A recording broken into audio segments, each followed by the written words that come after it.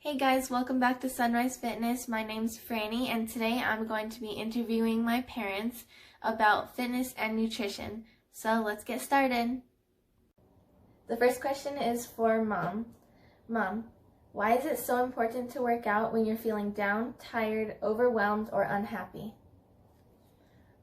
Well, exercise is proven, at least moderate or maybe even mild exercise, is proven to release a chemical in your brain, and it's called endorphins, and endorphins are directly linked to increases in better mood.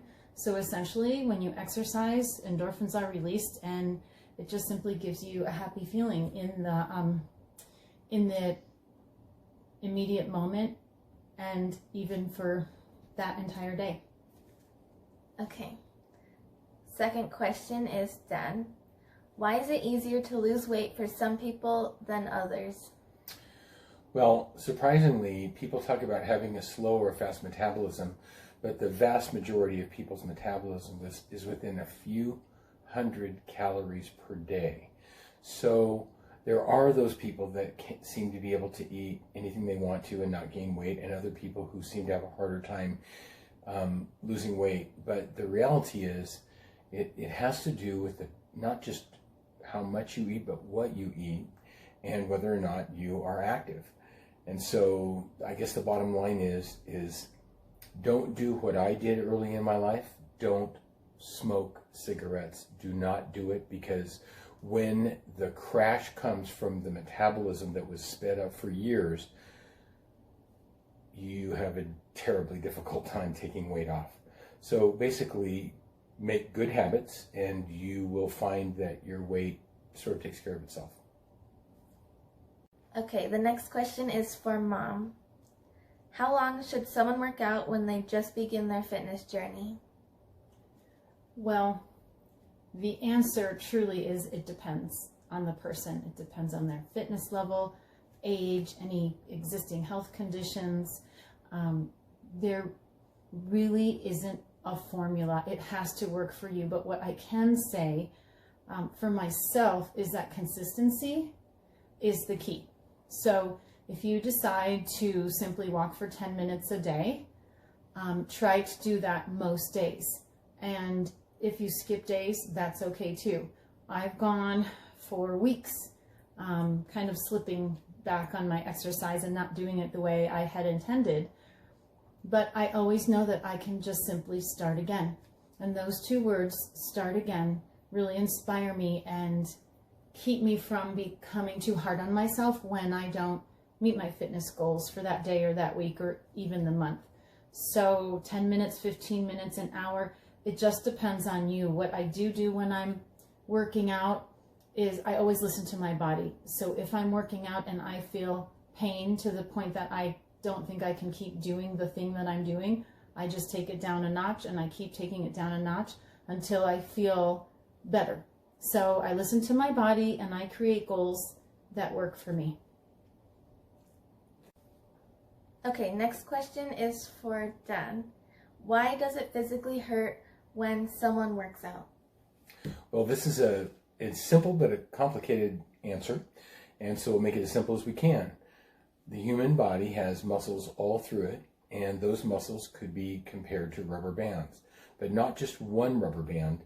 So your muscle, like your bicep, is contained of hundreds of thousands of strands of muscle fiber that are like rubber bands. And here's the funny thing: when you break or tear those little bands a little bit, they grow back stronger and more powerful and bigger than they were. So the goal of weight training, for example, is to selectively, carefully, properly break those muscle strands so that they can build and grow. And a side benefit of that is that when your muscles grow, your bone size and density grows to handle those muscles. Even for someone like me who's getting older, you find almost like a little bit of a fountain of youth effect by continuing to work out and lift weights. Okay, the next question is, what's more important, exercise or a proper diet? That is a really good question, and another question that is impossible to give the perfect answer. I can tell you that I just personally feel, without being an expert, that good health must start with great nutrition. That to me seems to be the foundation, because when I have good energy, I feel good, I'm mentally in a good spot, and my body feels alert and awake, then I'm ready to exercise. I just can't imagine having a very poor diet and doing my best workout program that I can. But it's not enough to eat properly. Exercise, movement, agility, flexibility, strength, it's all important for living your best life. So there's a saying, the whiter the bread, the sooner you're dead. Is that true? Well, it's certainly white bread can have some real issues, real problems, and let me just tell you a few reasons why. White bread begins with wheat, which is something that has only been cultivated in the last few thousands of years, so it's a new thing for our digestive system. And when you use white bread, you grind up that wheat as fine as you possibly can, and oftentimes with white bread you add corn syrup, sugar, and high fructose corn syrup, and maybe even some hydrogenated vegetable oil. All of those things, if they sound like they're probably not good for you, they actually probably aren't. And as a result, what's called the glycemic index, that's the index of how your blood sugar spikes when you eat a certain food. White bread can be as high as 80 to 85 out of a possible 100, 100 being not good. So for example, instant oatmeal runs in the high 70s, but rolled oats, traditional cook the oatmeal for 5 minutes or more, is around 50.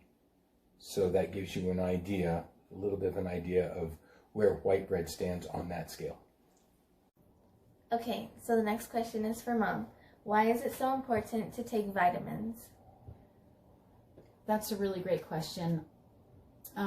Vitamins have always been a little bit intimidating to me, because all the way through my 30s, I think I just simply avoided them because I was insecure about which ones to take, what not to take. I know that you should do at least a little bit of research so that you don't take too much of a vitamin, because that can also be harmful.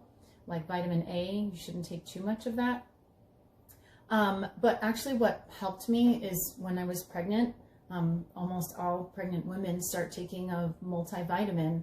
And so since then, I just subscribe to taking a multivitamin every day, in addition to some specific vitamins to help me as I get older and I'm still trying to run, and that's a little bit hard on my joints. So I take vitamins for that. And what I know is that it's almost impossible to eat your way through a perfectly balanced diet. You can't do it. So vitamins do help fill in the gaps in a diet. Okay, Dad, so can you please name 4 superfoods and why they're considered super? Okay, I'll just pick 4 pretty well-known superfoods and just give you a quick benefit for each. I'll pick a meat first, and I'm going to pick salmon. Salmon because it is low in fat, high in protein, high in nutrients, and the fish oil itself helps with skin tone and overall skin health, and it also tends to lower blood pressure. So that's salmon. Then another is blueberries. Everyone knows that blueberries are a great antioxidant. Blueberries, especially if you chew them up really good or you put them in a blender and you bust those seeds up, provide tremendous cancer fighting.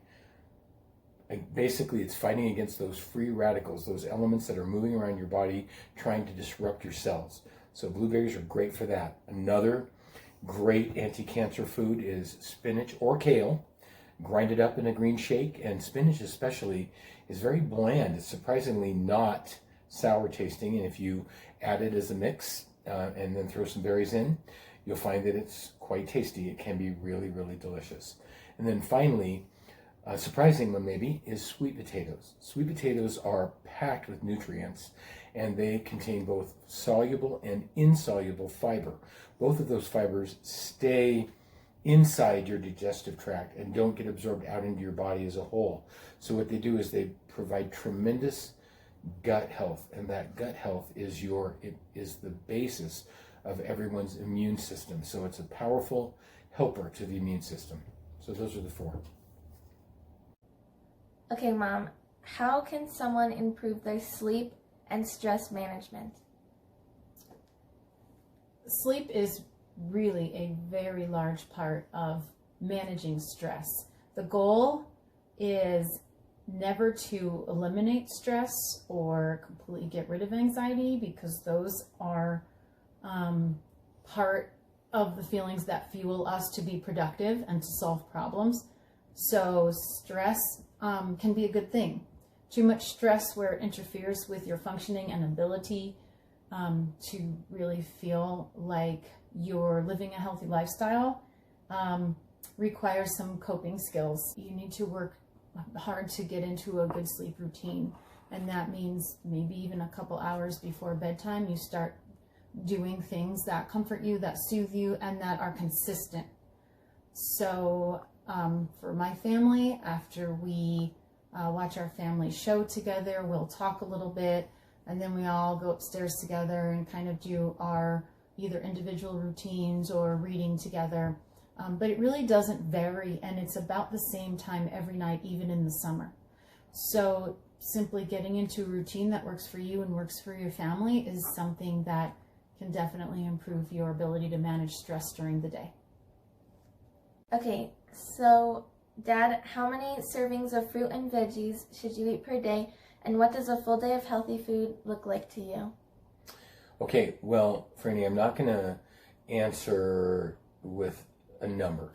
What I am going to say is that fruits and vegetables should be part of the base for each of the meals that you have every day. And here's the reason why. Our ancestors, whether you call them the caveman or paleo, our ancestors ate fruits and vegetables, roots, berries, nuts, and meat. That's what they ate. That's what our digestive systems are prepared to handle, and that's what we function best with. And anything beyond that is sort of,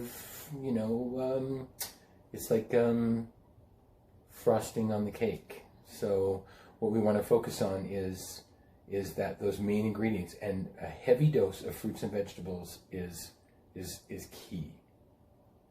Now, for breakfast, I would not just pour a bowl of cornflakes. Cornflakes, back on that glycemic index, are around 80, whereas, as I said before, rolled oats or perhaps some whole fruits are going to be in the 50s and 60s and 70s. And they're going to provide the dietary fiber that you need to balance out the sugars. So breakfast should be maybe some fruits, maybe a vegetable even, and then maybe an egg or a little piece of meat. And bacon's fine. Many very healthy people do eat bacon.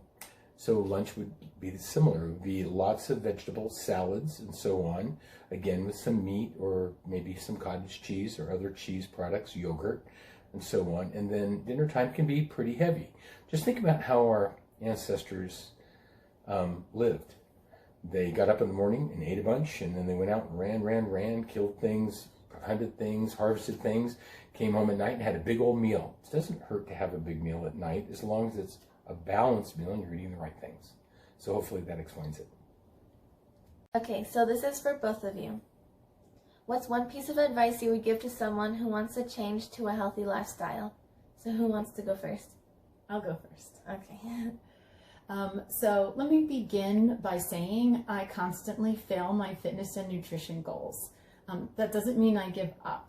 Sometimes I say, I'm going to walk every day, and inevitably I miss a lot of days walking, or I say I'm going to run a 5K, and that is very rare for me. I'm just not an iron woman type of person. I snack, I eat sometimes unhealthy things. So what I'm saying is I'm definitely not perfect. I don't even feel like I'm a role model. But what I do and what I can recommend is just make small changes here and there and celebrate those. Because you have to feel good about making the changes that you're making.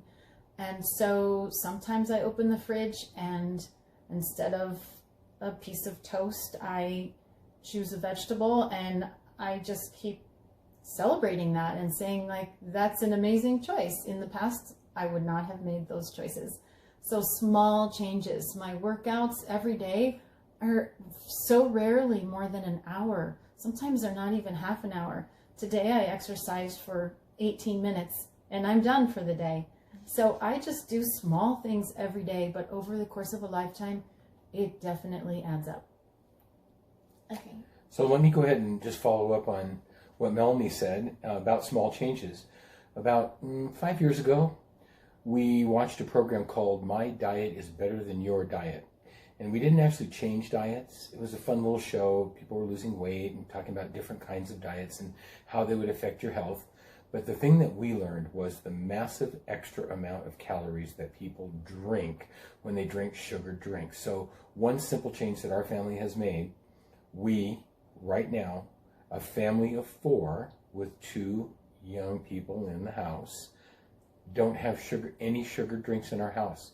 We have sparkling water, we have non-sparkling water, but all of our drinks are either milk or no calorie water drinks. And that, not drinking hundreds or thousands of calories a day, is one instant change that can make a massive, massive difference in your health and in your happiness. Okay, good. Okay, thank you, Mom and Dad, for sharing your insights on living a healthy lifestyle. If you enjoyed watching this video, please give it a thumbs up and subscribe to Sunrise Fitness. Thank you so much for watching. Bye. Bye.